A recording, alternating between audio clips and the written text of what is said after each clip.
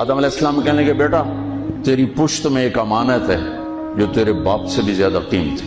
وہ کہنے لگے ابا بیٹا باپ سے زیادہ قیمتی وہ کیسے؟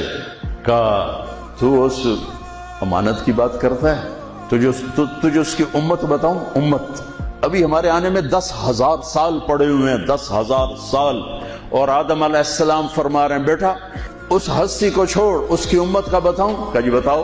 کہ میں نے ایک خطا کی, میرے کپڑے اتار دیے.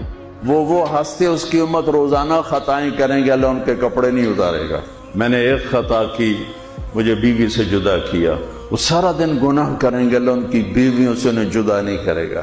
میں نے ایک خطا کی, اللہ نے میری مشہوری کر دی, سوری دنیا کو بتایا, اور وہ سارا دن منہ کالے کریں گے اور اللہ ان کے گناہوں پہ پردے ڈالتا جائے گا, پردے ڈالتا جائے گا, پردے ڈالتا جائے گا.